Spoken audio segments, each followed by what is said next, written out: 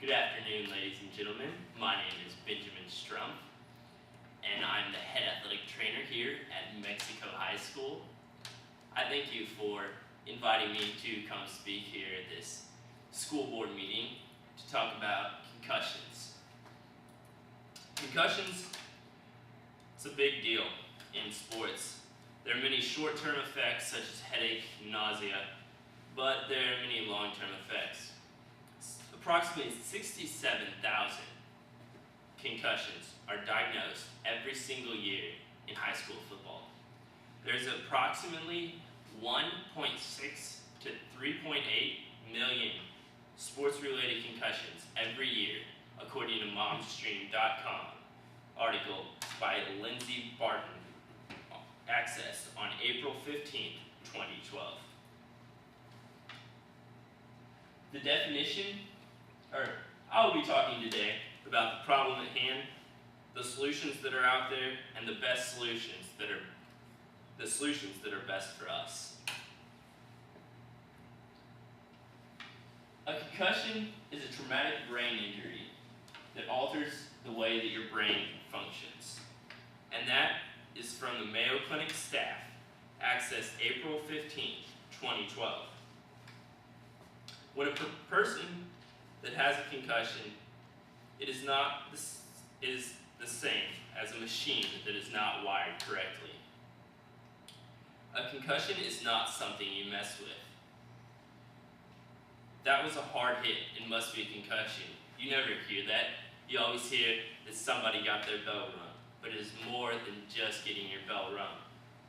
Concussions chop chances at living a normal life as a student athlete. There are many short-term effects that I talked about earlier, but long-term effects can be devastating to a student athlete. The same way that we do our best to prevent disease, we too must do to prevent concussions in sports.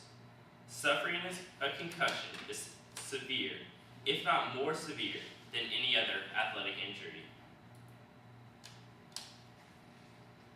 If I could have my guest star quarterback here at Mexico High School try on this VSR football helmet by Riddell.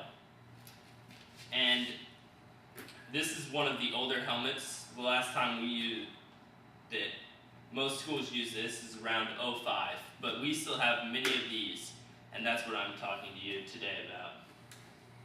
If you see, this would have ear pads, and I just didn't bring the ear pads today, but this is not a very secure fit on him. But what happens in concussion, you have your initial impact on the front of the head, and your skull, your brain bounces back and bruises. Sometimes it twists inside of there, which causes the most injury.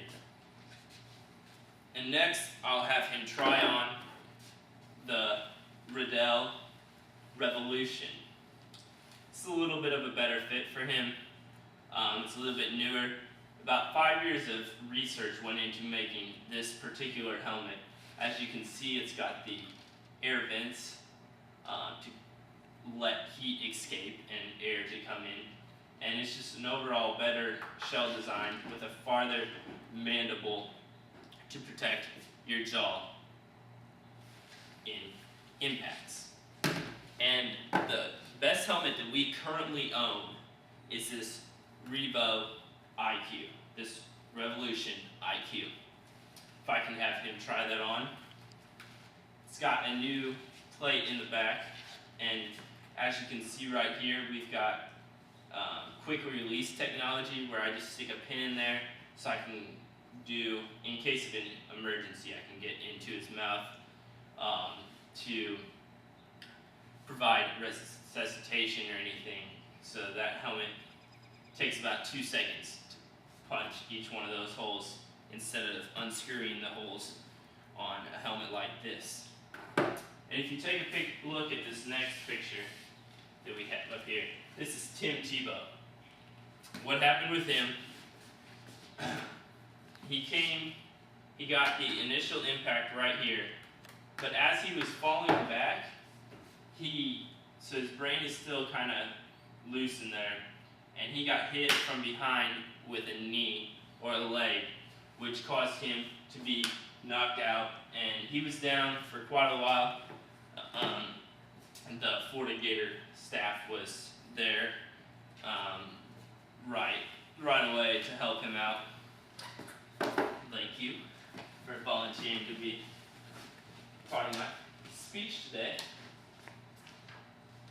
Next up, next thing that I'll talk about is the solutions that are out there. We have helmet safety has improved so much.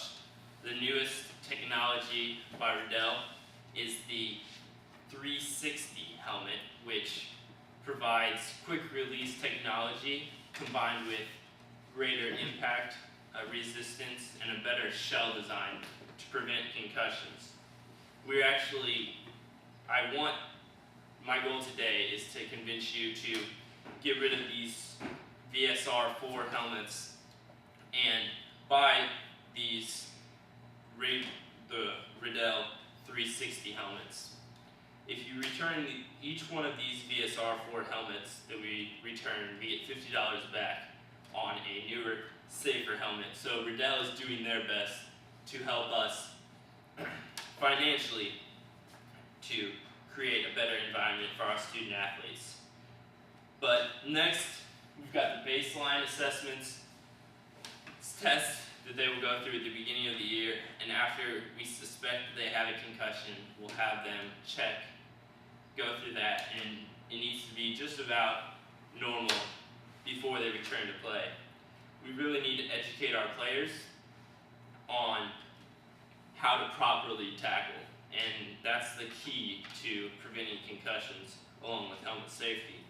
There's new medicine out there on the market, which I'm kind of leery about. Not a lot of research has been done.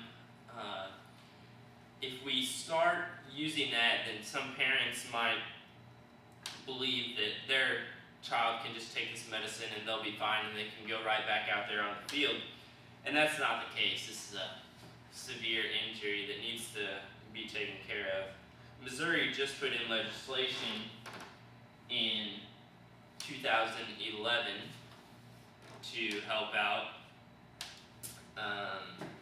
with return to play for student athletes, where they have to get a doctor to get them to return to play. Solutions that are best for us. The solution that I feel is best for us is a combination of most of these. We need new Revolution 360s, and all this different things, the baseline. We need to educate our players and follow this legislation, not so much on the medicine. This is what we have to do to prevent concussions. There's no way that we can completely prevent concussions, but we can do our best to help out in the security and safety of our student athletes. For the serious issue of concussions, we must make a difference. Will we take the next step? Will we make change for the better? Will we do all that's possible in concussion prevention? Will we do all possible for concussion management? Our goal is not to end all concussion problems, but to do all we can to prevent concussions for our young athletes. And we need to have the best return to play protocol that we possibly can. We need to have signs such as these about how to tackle and educate our players how to tackle, to keep their head up and not to spear. If I have to be out there on the field every single day, airing out their football helmets with in these little air pockets to form better to their head, then I'll be doing that. I care about our student athletes, and I hope you do too. A few years ago at West Mo College in Fulton, Missouri, there was a kid that had an afro, and before a game he shaved the sides of it, and on the first impact, because he did not have it refitted to his head, he suffered a severe concussion because they're made to fit to your head and not to move around, and that ended up moving around quite a bit. This is more serious than just getting your bell rung, and we need to educate parents and student athletes to realize that we can do our best to help prevent concussions, but there is no helmet that will completely prevent all concussions. There's just no way to do that. We need to work with our athletes so that they know the symptoms of a concussion and how to help out in concussion management and how we help them return to play. So my goal is to work with you and to work with our student athletes and parents to provide the best concussion management program that we can to provide the safety and security that our student athletes deserve. Thank you for your